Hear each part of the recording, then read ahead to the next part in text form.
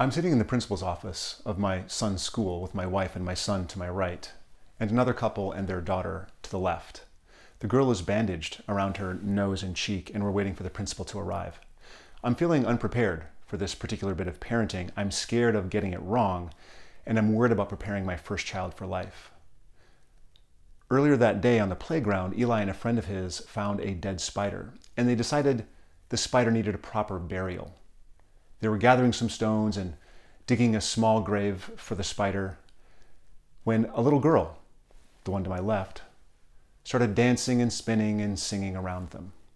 Eli, wishing for a more somber environment for this spider's last rites, asked the girl, "Please, this is serious. Can you do that someplace else?"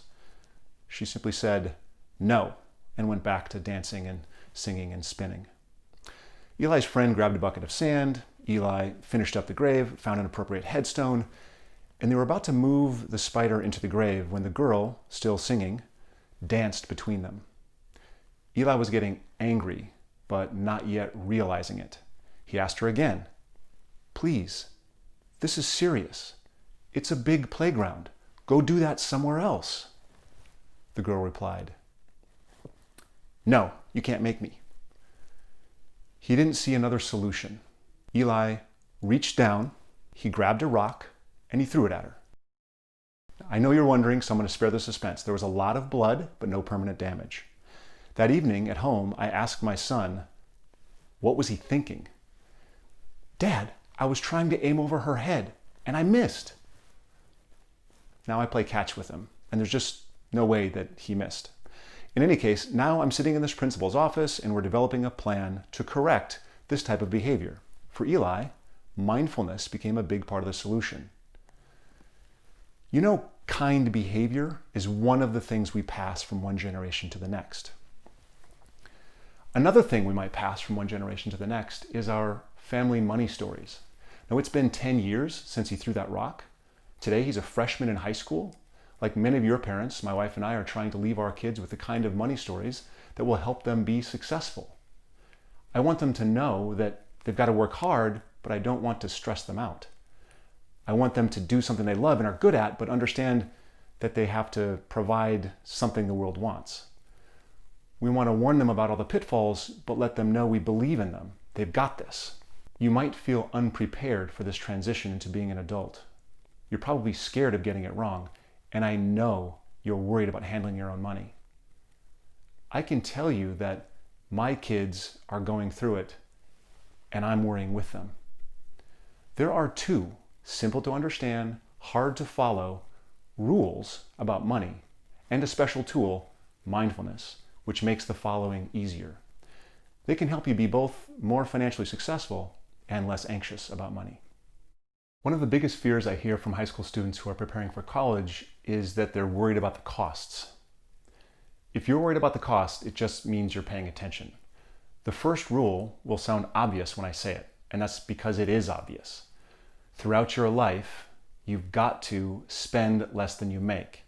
The single biggest problem I see among folks who are struggling is that they spend beyond their means. College and life can be expensive, but there are always choices. And life is a really long journey. You can have almost anything you want, but maybe not all right now. Patience is important. Wanting more and better makes you human. Making the hard decisions, including your college choice, is part of growing up. You know that college is expensive. So now is the time to map out how you will pay for your degree. And if you have to borrow, map out what the repayment of that debt is going to look like before you borrow. Don't get me wrong here. I get there's no way most of you can go to college without taking on debt. I get you will be spending more than you make while you're in college. But know the difference. That spending isn't just spending. It's an investment in you. Your future income will be much higher with a degree than without. That's the trade-off. That's the financial return on your educational investment. And education always comes with more than just financial returns. So if you've got to borrow $60,000 for an education, and that education increases your income by $10,000 a year, then borrow.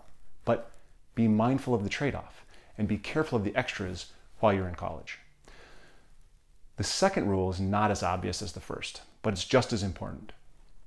The dominant variable in your future financial success will be the percentage of your savings that you commit to owning businesses. Whether you invest in your own business and turn your energy into a business asset, or just work hard for someone else and accumulate shares of the great companies of the United States and the world, your long-term financial success will absolutely depend on your being an owner. I'm from Berkeley, California.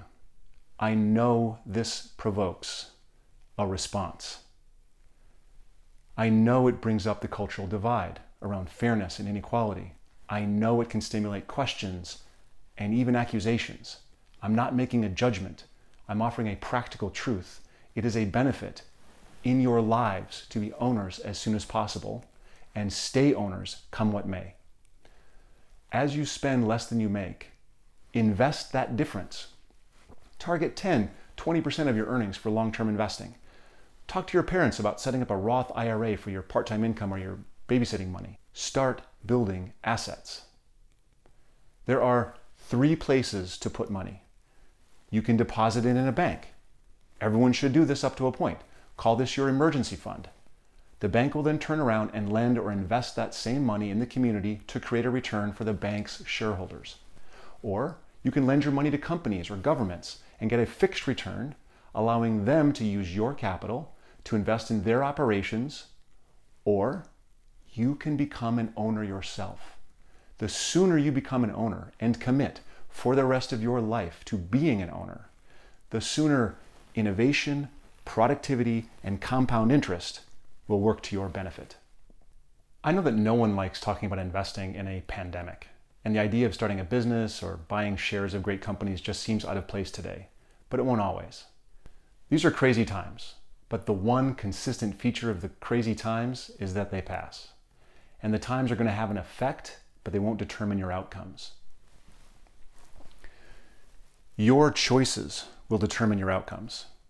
You can come out of high school and out of college fully prepared to take on the world if you commit to always spending less than you make and becoming an owner. Neither of these things will be easy. You'll be tested. And if, when you're tested, you come back to these 2 rules and stick to them, you'll come out ahead. When you fail the test, don't beat yourself up too much.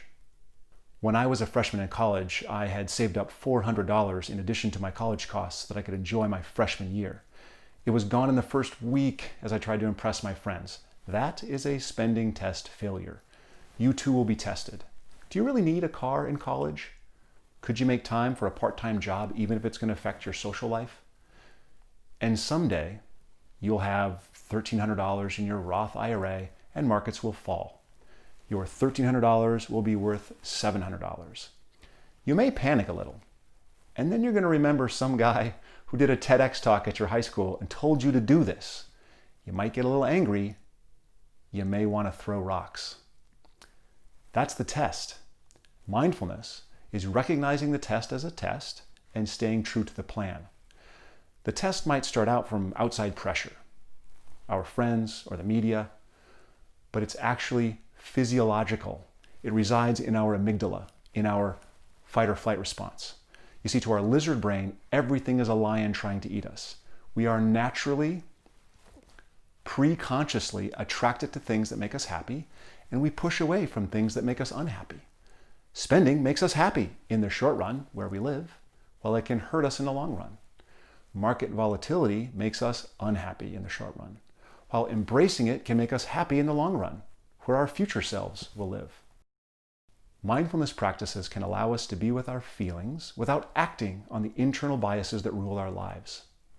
Meditation supports our ability to do nothing when nothing is the right thing to do.